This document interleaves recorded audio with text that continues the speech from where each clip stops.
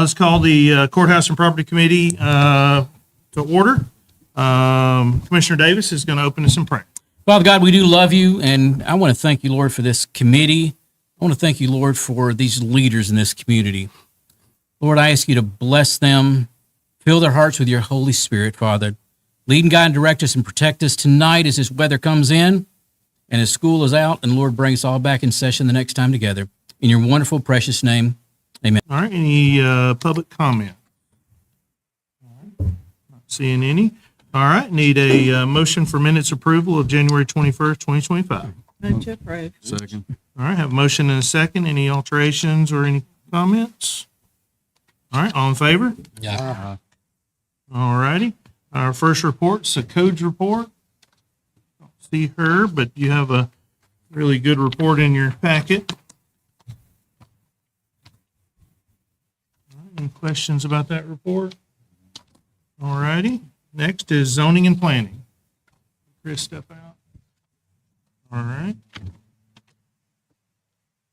See a report in here. We got one. Okay, very good. Oh, thank you. All right, any questions on that? So I printed off a list of the special projects that we have and what the statuses of are those of right now. And also we did fill our position that we had open. So that's been filled really quickly. We had a lot of applicants. So we'd like to thank Shanna Boyette for her hard work to try to get us a lot of qualified applicants for the job. So we ended up hiring a young man that has graduated the Tennessee College of Applied Technology program. And so he's going to be, he's already joined us. So he's already kicked off. I'd have him on board. When you pulled up, you probably noticed there's some projects ongoing on the courthouse and annex buildings. Those are the exterior lighting project, which there are some, which Mr. Sweeney will probably update you on the rest, but there is a estimated time of completion for toward the end of March for that testing, installation, configuration, and all that. So I'll take any questions you guys might have. Any questions for Mr. Carter? All right, thank you, sir. Thank you. All right, fire department. He stepped out. Oh, there he comes. Uh-oh. Yeah, as he's coming up, I just wanted to say I was out West Tennessee earlier this week, and we are very blessed in this county with our public safety, with EMS, EMA, fire department, sheriff's department. We just have an absolutely phenomenal public safety group in this county, and and I was thinking about that when David was up talking about it, because if we're not planning for these things, you can really get caught. And we just have a phenomenal group, and sometimes we don't say it enough. So I just wanted to take that time as you came up, Mark, to just thank all of your department as well as the other departments, Brian, EMS. I think it's just, we're very blessed to have that. And, some of the other counties in the state just don't have that same level of quality. So I just wanted to thank all of them. So, all right, Mark. Thank you, Mr. Chairman. I don't have anything else to add to my report. I did run one report today that took us from January 1st up until today, and our structure fire calls are going up, which they normally do this time of year. And when I say structures, that can be a house, a mini barn, as structures, and that number is increasing. And what we're seeing is portable heating systems and extension cords. And once again, I'd like people who've got cold weather, sub-zero weather coming in. Saw one report today, a -9 is a wind chill. People got to be careful. We want those numbers to go down. I know it's tough. You got animals, you got people, but take extreme care. And once again, I think last month we installed 8 smoke detectors, and we'll do that anytime. It doesn't matter when they call, And the city of Shelbyville does the same thing. So people need smoke detectors, call and get them. They're free. It's a state-funded program now. Our labor's, county eats that cost, but the smoke detectors and the installation of them doesn't cost anything to the people out there. I think you mentioned it last month, also barns with animals and the heating lamps and things Yes. like that, especially in this weather. Yes. And I will tell you, probably next week we will take delivery of another fire apparatus to replace, I think it's an 82 model truck. So hopefully next week it'll be ready to go. And of course, I told you about the grant during the last commission meeting for the rescue tools. They were delivered today. So all we have to do is send that shipping ticket to the firehouse subs and they pay the bill. And then firehouse or the fire marshal grant, which is $25,000, will buy turnout gear, which is about 6 sets. So that stuff's expensive. Great. All right, any other questions for Mark?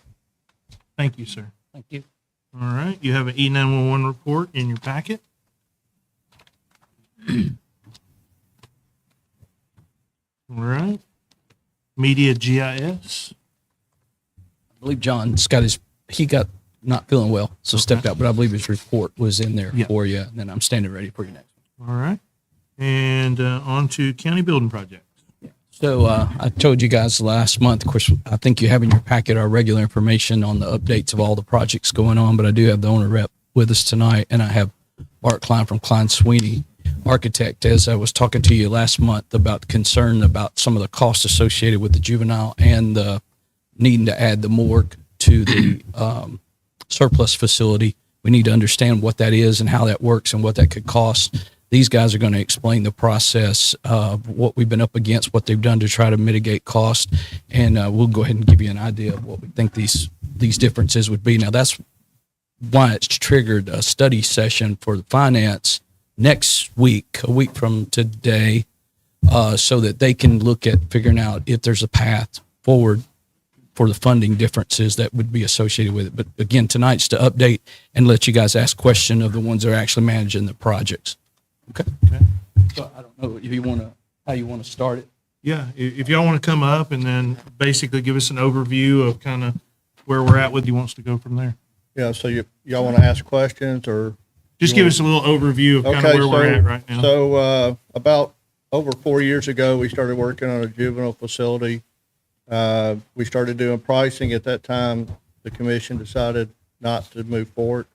This past budget meeting, it passed through the budget and finance committee for us to move forward.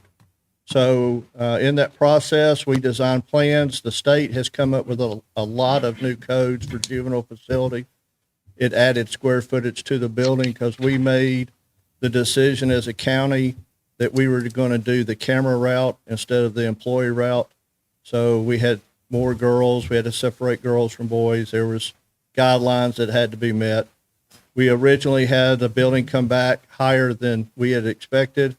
We spent 4 months value engineering the building, changing the shape of the building, reducing the roof pitch, the mechanical. But just to give you an example, because of the size of the structure, on a normal school, which everybody's pretty familiar with, our electrical runs $45 to $50 a square foot.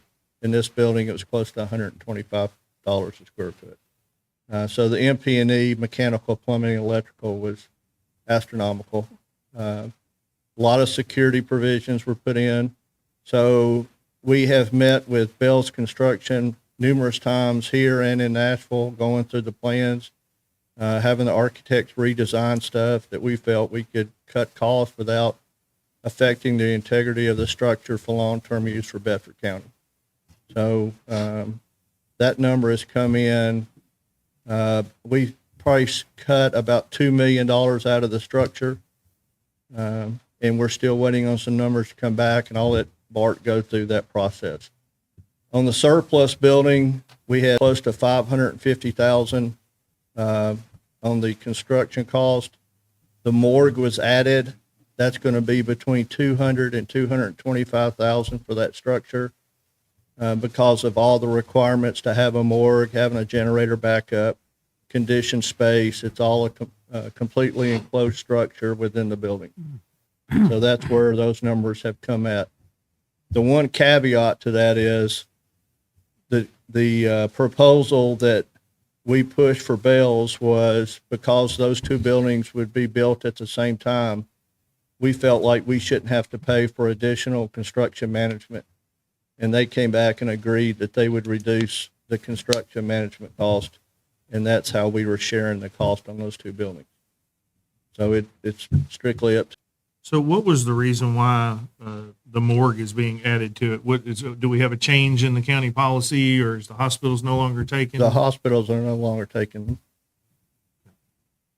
I don't know what the time frame is. I'll let Chad. Yeah, and we reported that Vanderbilt come to us and said, we're not going to be able to manage out of hospital deaths. Now, the patient, we're doing cardiac arrest and they're resuscitating.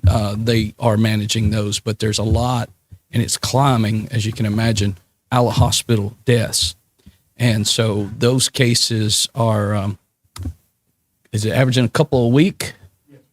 I've got the guys here that can tell you a little bit about the operating, because here's part of what's making that. It's pretty expensive to put the cooler systems in with redundancy that you need for a body anyway. But we need to look at the long-term effect of the fact that we're going to have to manage those bodies. And ideally, they're in and right back out when we wind up with them, but that's not true when you look at the long term of some of the things. So I think it'd be short-sighted to not put the provisions in. Now, we're trying to keep the operation as limited as possible for now, but it's inside the building itself. It's just a matter of closing it off, having security associated with it, and those things. But Brian can tell you a little bit about how they're dealing with operations, or some of the things they've discovered now, being fully responsible for managing that. So yeah, like I said, like the mayor was saying, it was kind of sprung on us at a very short notice that, hey, you guys are going to have to take over this. We're going to quit managing your out of hospital deaths. So we found some temporary stuff to get us by for a little bit, but we have got a responsibility to the citizens, to be the mayor and Mr. Sweeney, and we started working on some stuff, and they've got some really good things, but we're not elaborate. We're just trying to make it efficient. So, we are dealing with probably 2 to 3 out of hospital deaths a week now. And we have to manage those, like the mayor was saying. We'd like to get those turned over really quick. That's our goal. And we're even working with some of our local funeral homes that we're trying to provide a service to get them there and not go into a morgue facility that we're in right around very fast. Unfortunately, you get into an unclaimed body, those kind of things. There's some state statutes that we have to stand by. We have to make sure that we provide adequate storage for those bodies, and that's what we're working on. I'll be glad to answer anything I can. So with this 225,000 and what y'all kind of planned out, what kind of capacity is that? Is this a man? It looks like it's going to hold about 6 bodies. We went and toured some facilities that are already, the one that we're probably going to mimic is one at Coffee County. It's a 6 body, it's a simple rack system that we're able to store bodies in. It does have a lift system to try to make the most out of our space that we have. We also trying to do some very minimal things, but also have a restroom facility there for cleanup afterwards. We're dealing with biohazard. Also a small work area, because there is some times where the medical examiner will need to come in and fill out paperwork and those kind of things, so that we can get those bodies facilitated to the place that they're going. And so would this be a manned facility, or is this it would be a secured not facility? of getting there someday, and it's why we're trying to have security inside the facility. Gotcha. But no, we don't see that today. But the day will come, as you can imagine. And as he said, the medical examiner has to be on site at sometimes, depending on the nature of it and whether they can turn loose. They got to have some basic toileting abilities and hand washing and sanitizing. Those records, as we now are really having to keep those, makes sense that they would stay within that facility as opposed to who's got the record today and what have you. And so, but we're not talking about autopsy, and we're not talking about doing viewings. We're not talking about, but that we cannot dispose of. And then there's a process that we'll have to hold that for a certain amount of time and keep a record of what was done with it in the end, and how the families, all those things are being worked at through operations. But this is really just to try to make sure that we have a functioning facility when we're done. It sounds pretty simple in that you can go out and buy a cooler, and that is sort of what we're doing at the old facility currently where the workhouse was. And there's actually 2, and they have been broke down on both sides. But this more modern would have generator backup. Some of the things that, part of you would say, well, let's keep it to a minimum. We're trying to do that. But we also need to look at long term. We're not going to probably be able to pass on this responsibility to the state or somebody. The county is going to hold it and own it, so to speak. So I think it would be short-sighted not to just make sure those basic provisions, electrical, climate control to some extent, and those things be in there with it. That's what's driving the 225, 220, somewhere in that range, give or take, 1,000 or two there. Anybody else? Is there leaving room for expansion? I mean, I know Now, what you said constitutes six bodies. I mean, is there room for expansion? We Or can is- take 9 bodies if we had to. It's set up for 6, but there's an area that we would have to move people in out. If we have to put a body, a large person like me has to be up on the 3rd tier, you would have to use the lift. So you would have to move that body to put it on. Yeah, and that rack system is figured into that cost. Now, that stuff's pretty I expensive just didn't know if you're too. gonna Those crowd special yourself, you need lifts. to That, expand later on. So Correct. you said it's a triple stack? It And is. see, if I'd remember from the old one, the double stack at Vanderbilt, it was very difficult. it's That's a nice. special lift. I'd never seen one until I seen this one either. It's got roller balls on it. You can go left, right, forward, backwards, angle. Once you're up there to show, because that's the next thing is we don't need back injuries. That's what I was going to say. Yeah, that for adds to everybody. that. And we would not. I mean, you would have to be today. In my mind, it would take a multi-casualty accident or something to generate that many bodies that fast. Because there are some provisions that, after so many days of holding a body and can't get it claimed or whatever, we check the boxes. You could have that body cremated if it came to that. So we wouldn't expect to just be holding bodies long term. So that number should carry us for some time. And again, Coffee County has the interstate, and they wind up with several at a time. And this model, this size, was their recommendation based on the kind of loads that they see at this time too. But I couldn't say forever that you couldn't have. But the funeral homes have been excellent to step up and help.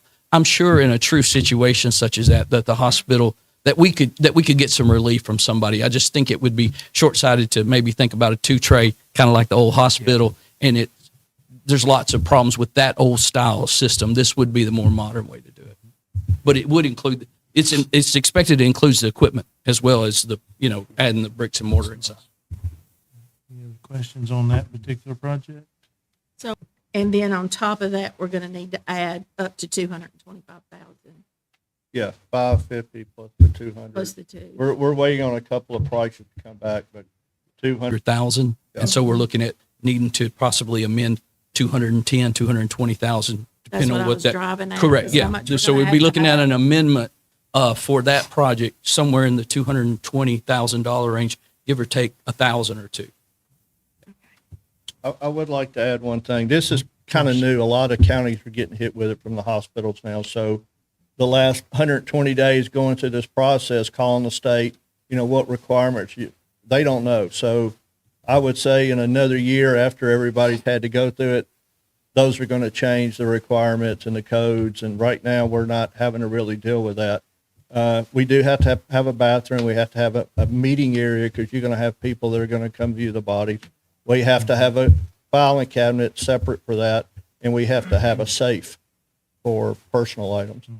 Those are all, and we I'm have, sure a workspace for when the medical Yeah, director, and then he we has to have- fill out paperwork. and we have to have separate entry from the outside. So that's what, and the conditioned area added cost to it, security system, all the enclosures. Always has done when we had a county-based hospital, and we're going to start to probably see other things pop up, especially when these large conglomerates, because they're looking at ways of cutting costs as well. So, all right. Any other questions for Brian or them on this project?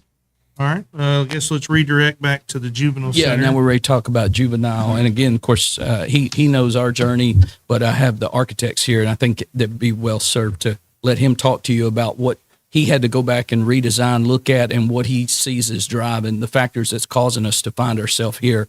And then we can talk about what that amount, we think that amount is. And again, Finance Committee will have to see if there's a path or put something together for y'all's consideration. Sweeney Associates. So again, in 2021, when the project was conceived, it was budgeted about $5 million. So if you look at it being shelved and then picking up this year or within the 5 or 6 months, we've experienced roughly 10 to 13% of yearly inflation.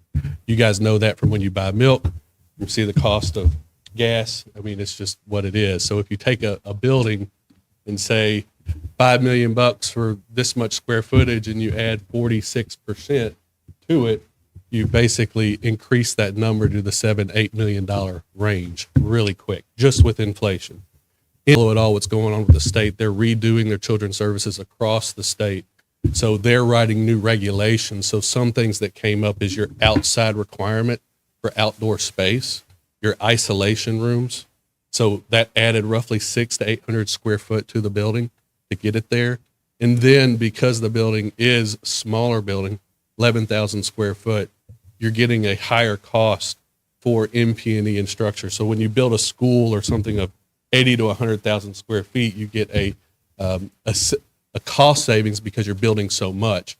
When you build something small, you're not seeing. What's good to say is the base design for this to get everything how was wanted or needed, that number about 2 to 3 months ago was roughly $8.5 to $9 million.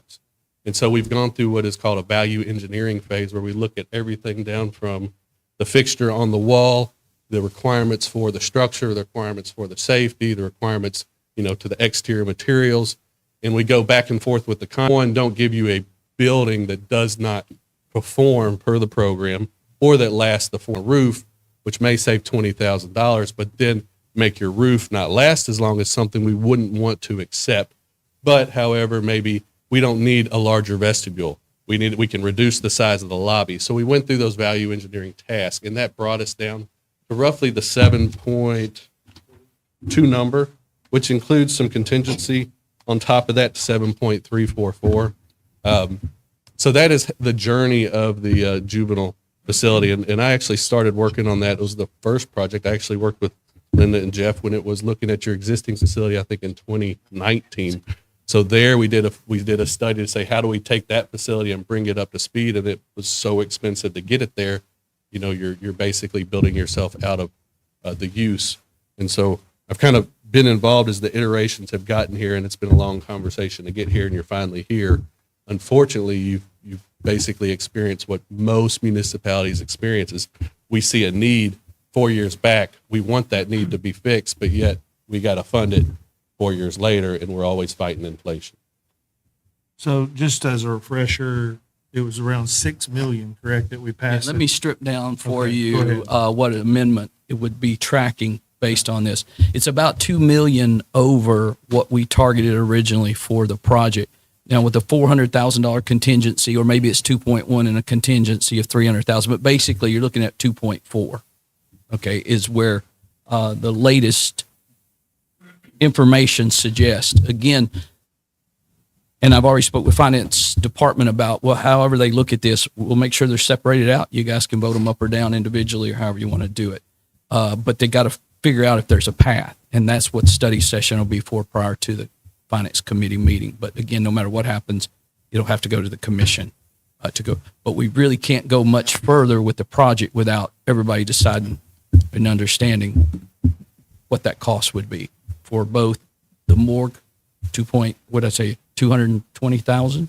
So I had a question. So we got, so we got an estimated cost in that $10.4 million that we borrowed for this. How did we arrive at that cost because you keep going back to 2019, 21, last year in that 10.4 were new numbers that had been reconfigured because they were considerably more than what we had initially been told. So I guess I'm having a little trouble following how we got here. Yeah, so in 2021, we finished a program and provided a cost of, it was actually $4,510,000 was in our report. So if you go from 2021, just on inflation alone, and at that time that project was stalled, was put on hold, and then we were rehired to put back up. We were asked to proceed with the project roughly 5 to 6 months ago. So when we proceeded with the project, we picked it back up, had to revamp the program, make sure the program was still valid, what we were going to build was still valid, and basically designed the project from that point. So at that time, immediately, just from waiting that much time to now, you immediately hit 40% of inflation cost. And typically we could say, hey, we've seen 8 to 10% inflation, but if you look at the history, it's been about 12 to 13%. So in terms of what your question, I don't know where you got that number. It wasn't from us, but it was 2019, 2020. So we had contractors give us square footage pricing. We didn't have plans yet. So we took the square footage pricing that we'd gotten from 2 or 3 builders, and they said it's running $650 a square foot. That's where we came up with the original number.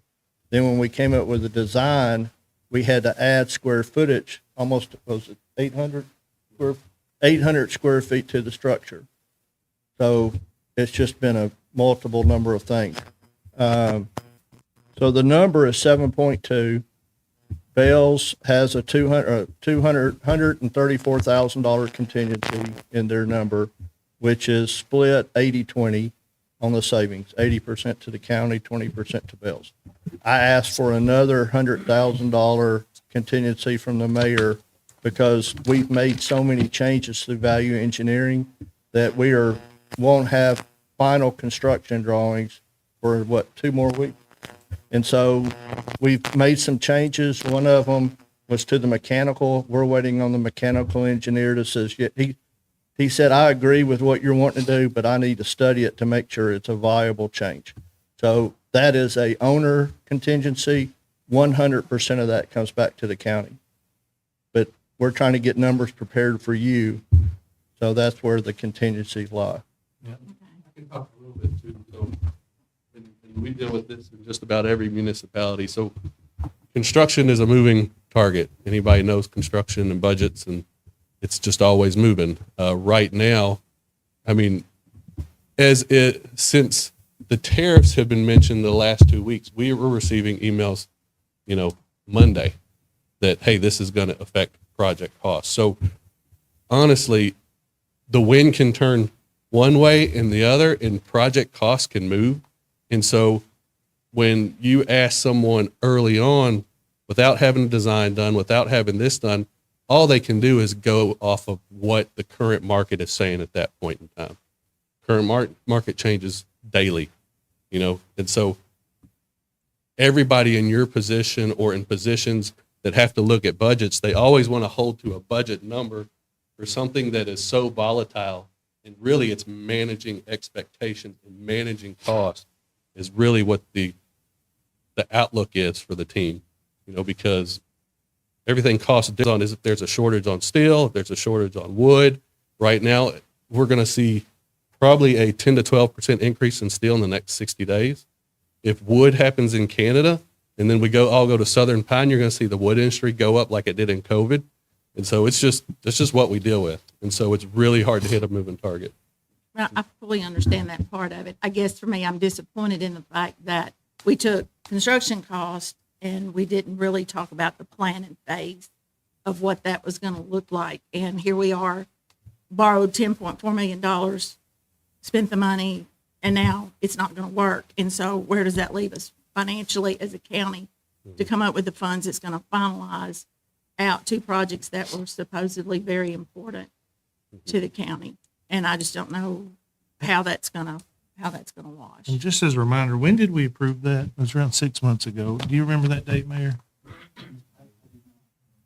May? I think it was May of 24. Mark. All right. I just, because I thought the same thing as I was tracking this, because when we were in May and we were talking about it, I thought that when we were approving those numbers, then that was more recent numbers than 2019, 2020. Because, I mean, as we know, the inflation was going up that entire time. So, yeah, go ahead. Drew, I want to address what you and Commissioner Neely have brought up. In the last 6 months, we've changed some of the processes we're doing in the county and in the school system, and we are doing a lot of upfront cost analysis instead of waiting till the commission approves it. Then we draw the plans, then we come up with the cost. We're doing design phases now on the front end schematics, so we know exactly what we're getting, which we've never done in the past. I mean, Cartwright's a perfect example. 5 years ago, we could have built it for $32 million, and then it ends up costing $38 million. So what we're trying to do through the schools and the county now is do some of the upfront study and analysis, get the plans, the schematic drawn, so we have an actual blueprint of what we're looking at, what we think we can build, what we can approve, and then we have a cost with the contractor and the architect involved in that phase, instead of approving an amount and then getting the architect to draw it and then getting the state to approve it. The fire marshals also changing all their stuff. I think Mark brought that up. And we're fixing to have to put storm shelters in buildings. So that's going to be another huge amount that's going to be added to some of the structures such as schools. Well, I appreciate you adjusting that process because it's hard for, as a commission, for us to now go back to our constituents and even some of us had heartburn at 10 million.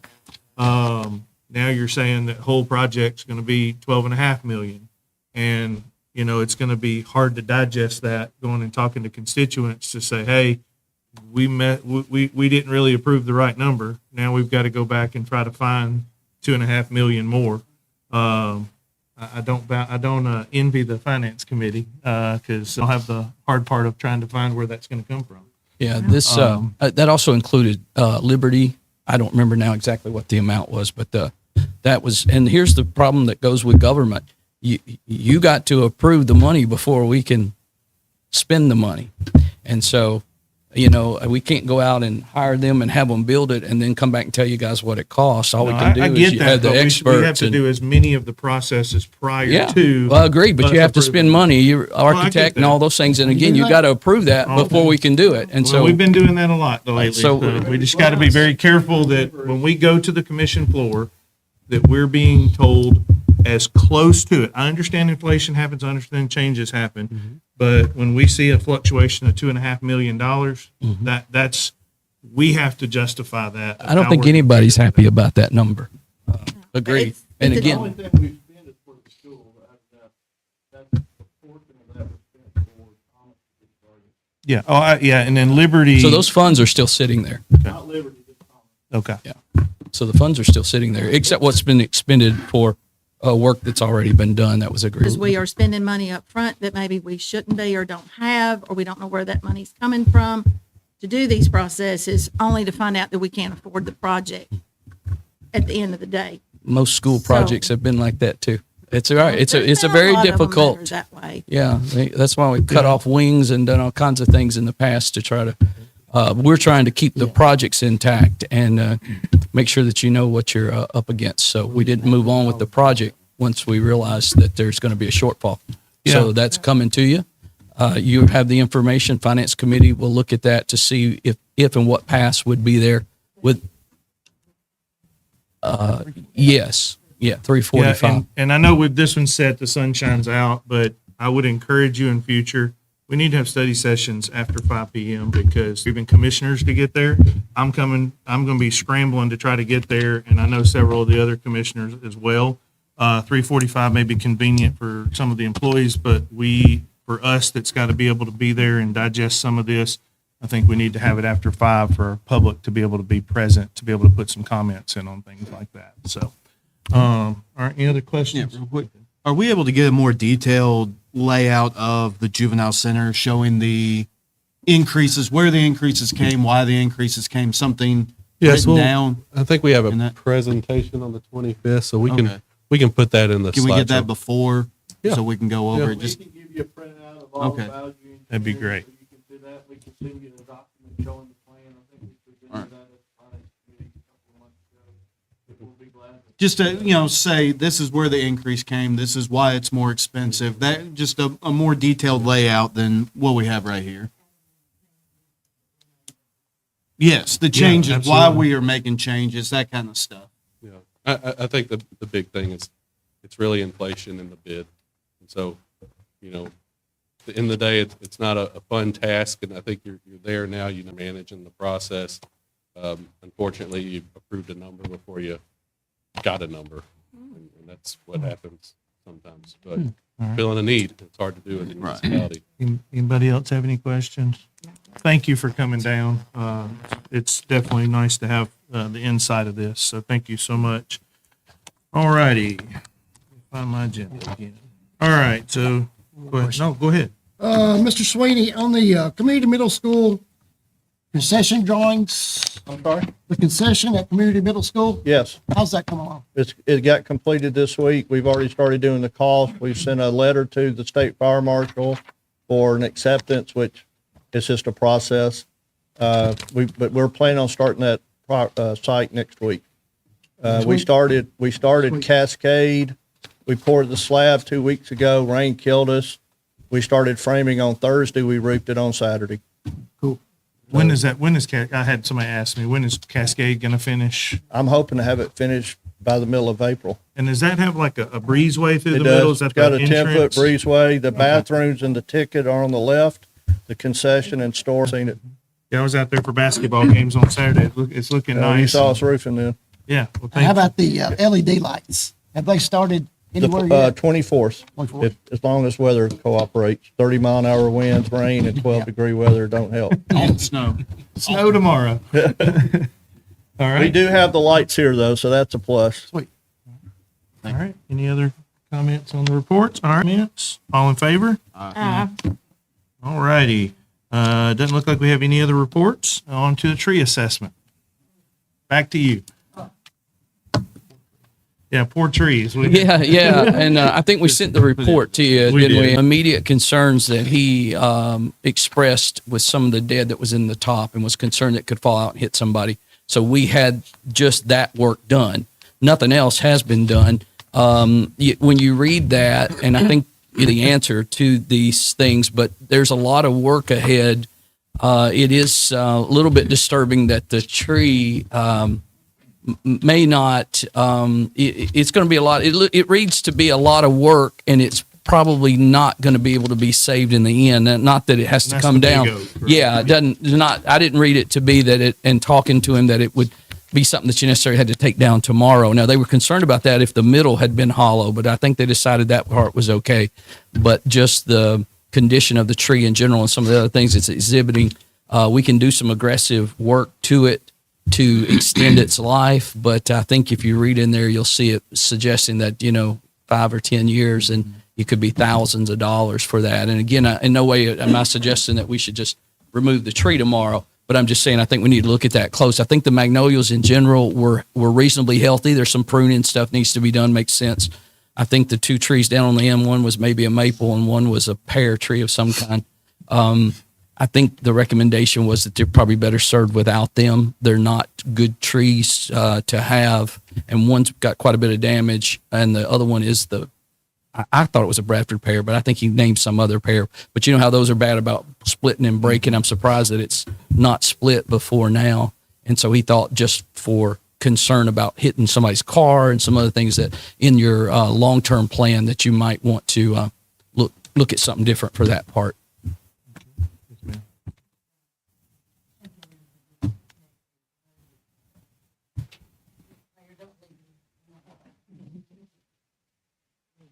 I think it's one right behind you there.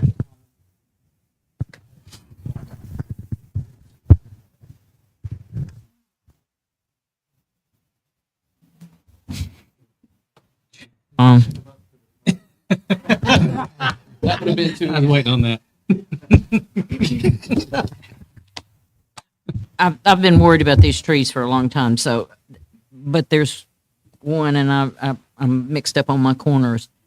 But that is overlapping some of the cars, and I think it's one of those 3 or 4 that we could probably go on and get removed.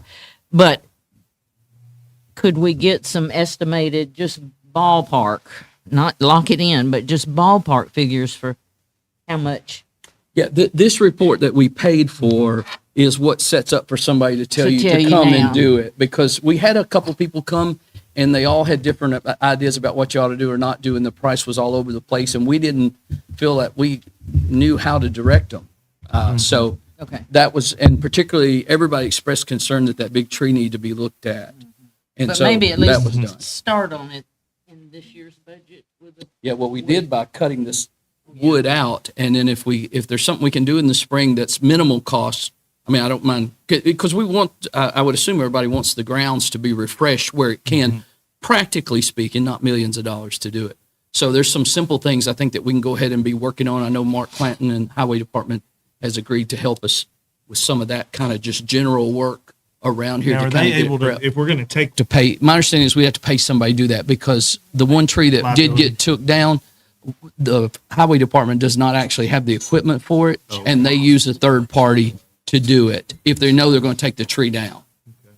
But we can work that out, and I think he's got special rates and stuff with them and would extend that to us. That's how we got the one that was taken down. And I think, as we kind of go through this process, because we've been kind of talking about it for 3 or 4 months now, are we wanting any replacements? Do we want to look at that to be able to kind of do that? And I think that goes into maybe considering for next year in the budget, because trees aren't cheap. But,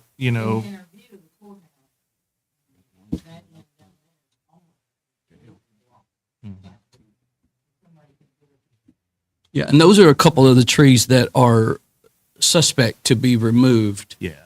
For sure. Anyway, because one's damaged really bad. The other one is that pear with somebody that's on the what I call the Murfreesboro, the north side. Yeah. So do you need any action from us tonight, or Not unless you want something. If you feel like you've got something specific you want to drill down in on that report. Yeah, I mean, I looked through it earlier this week, and basically, I mean, I know there's several that are in fair condition that they need gone in 3 years. Lose some of them.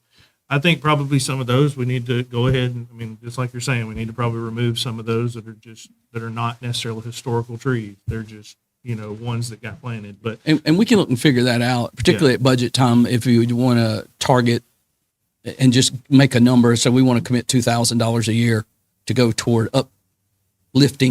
refreshing of the grounds or something. No, it probably might not, but I'm just saying, just set an amount, and then you just figure out the projects that would fall in it too. And with our courthouse and property funds, we can utilize it out of that fund. Absolutely, yeah, and that's how the tree, what work we did have done, again, because he said it was an immediate concern. So that was taken out of there, correct? Well, maybe as your conversations with this gentleman, are you going to continue those with him? I will. And maybe he may have some recommendations of what a cost would be yearly to do that. And Well, now we can get people willing to quote it, and then you decide what you want to do with it. So that was going to be my next phase, was to have then the people, he kind of referred to it as a prescription. He wrote the prescription, but somebody else will then quote what they would, and then that way you have some way to look at those then pick it. I think once we get those, we'll have that would be the natural progression, unless you know something in there that you guys particularly would want to go after first. It's a foreign language. So, all right. Okay. Any new business? Chairman, while we've got a second, and we're running kind of short on time. That's all right. Recently, the celebration is here for Bedford County and Shelbyville. Was wondering if there's something that we could do to maybe construct a letter of support for those elected officials who have represented us in the celebration, and just show our gratitude for their efforts to make the celebration what it is. I'll just run that by the committee. Yeah, I mean, I know that I'd reached out to the celebration and asked some questions earlier this year, because I had seen something that Marsha Blackburn had put out, and so I think that may be in line with what you're talking about. Right. So I think that, I mean, what does the committee think? I mean, I think the walking horse industry for us in this community is so imperative, and I think that's a good idea to be able to show that support. Be able to do that, and be able to kind of at least thank those leaders of that what they're doing and continuing to fight for us and continuing to support the walking. Yeah.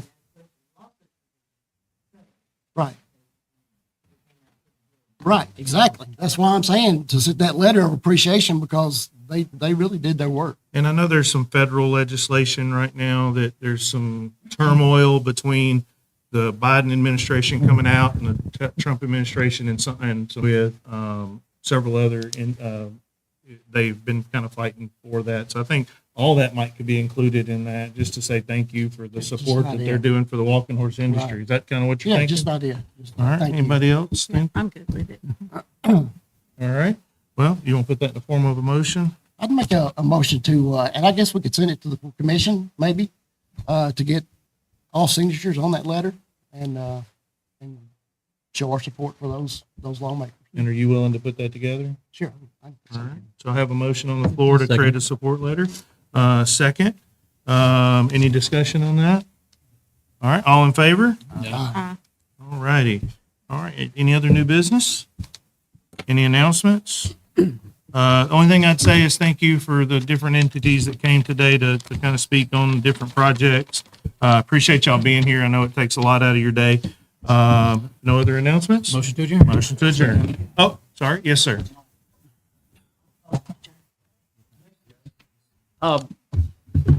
We last at the commission meeting, we talked about having a study session on our wastewater project. I appreciate you bringing that up. And Don't forget. we had overwhelming support to have the study session. And I think study session is an ideal way that we can discover and talk about things like Commissioner Ferris, and that's why I supported his suggestion on looking at this budget committee. And somehow it came to your committee, and you guys agreed to hear it, which is great. But we were going to do it tonight, but we changed it to the 28th. Is there, help me? Yes. So, anytime I went home and thought about it, and I feel like that the public needed some time to be able to be, if they wanted to be present. The other thing is, as you know, getting a hold of some of these experts, their schedules are very tight.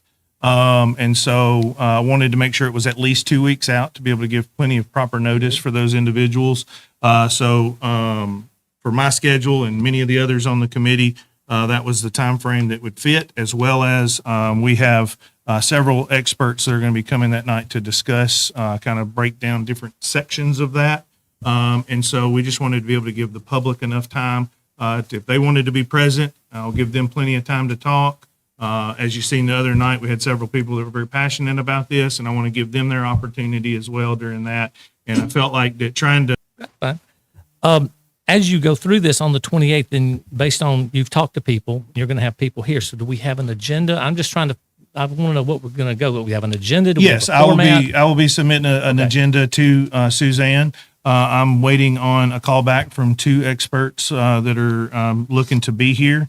I want it to be extremely efficient. I want it to be very detailed into the actual document. So I have an individual that is specifically focused on wastewater.